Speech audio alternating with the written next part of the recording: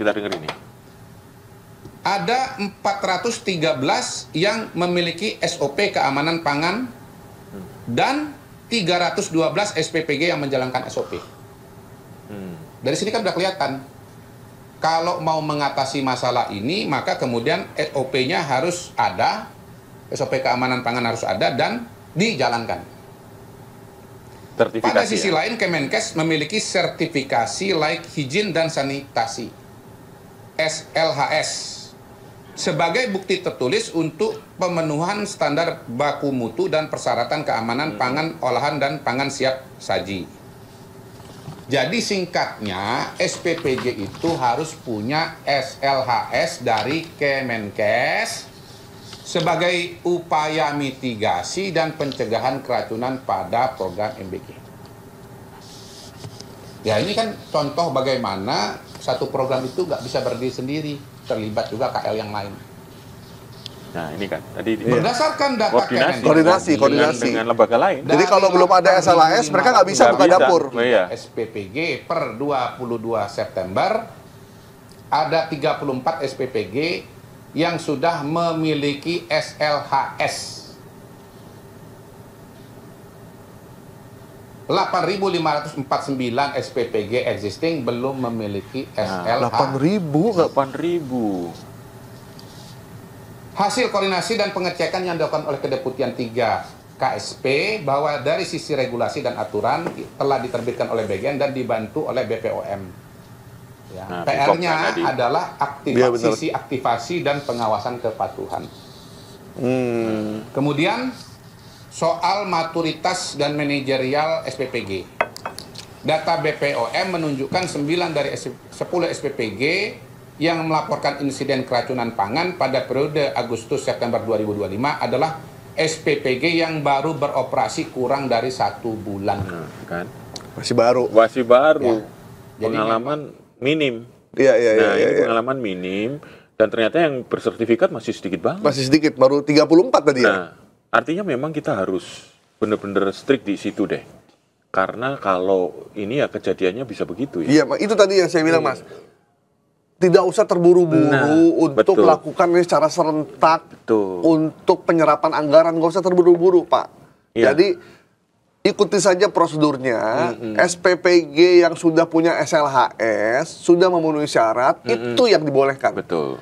Yang belum punya ya jangan dulu. Jangan dulu, betul. Karena ini soal nyawa manusia, nyawa anak-anak kita. Jadi jangan supaya ingin laporannya bagus di Pak Prabowo, ini Pak, kita udah bikin 3.000 SPPG dan kita udah memberikan makan berapa juta orang. Iya.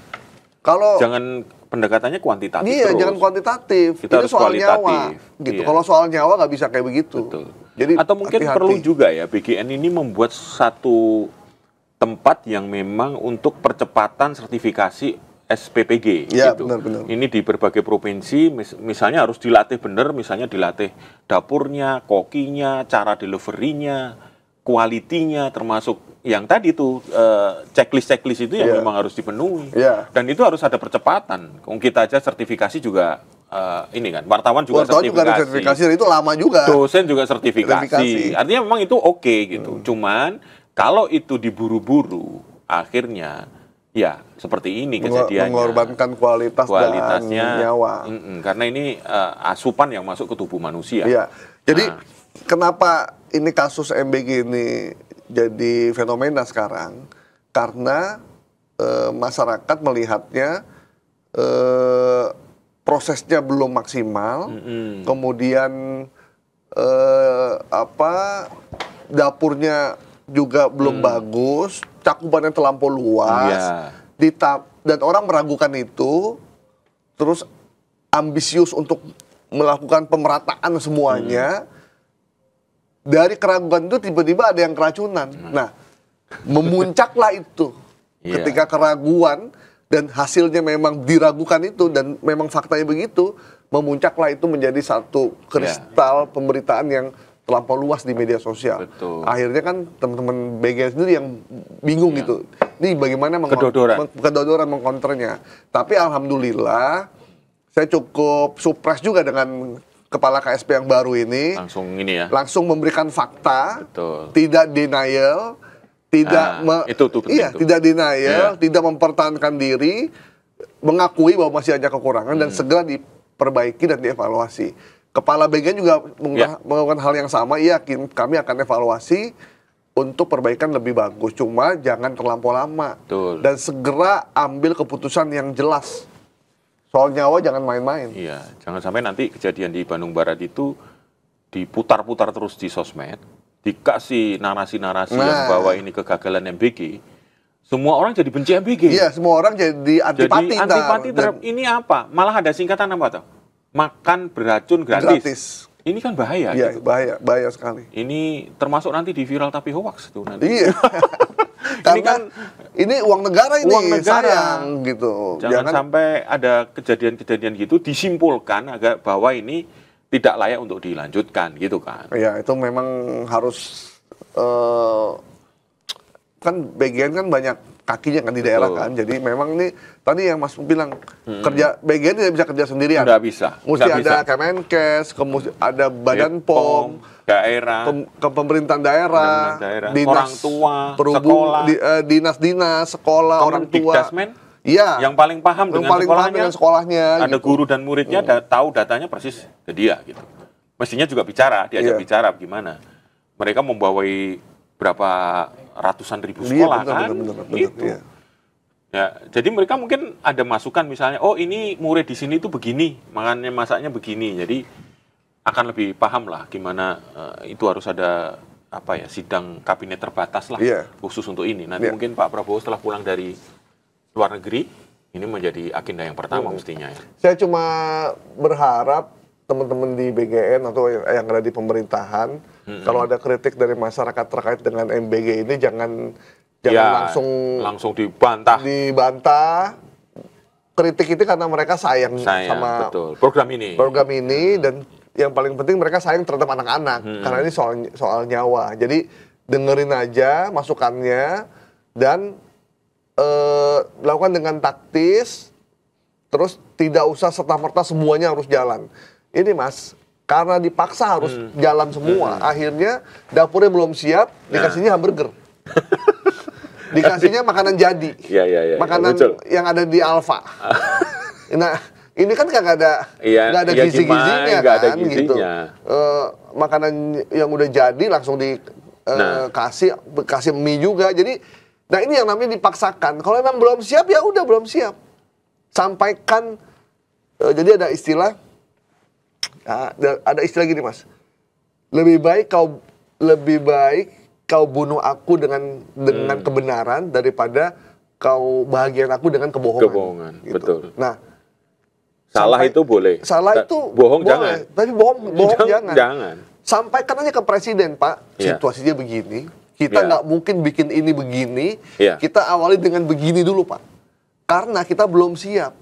Jadi kalau bilangnya gimana MBG mantep Pak, semuanya udah jalan, pokoknya lancar, programnya bagus Pak, masuk tuh barang.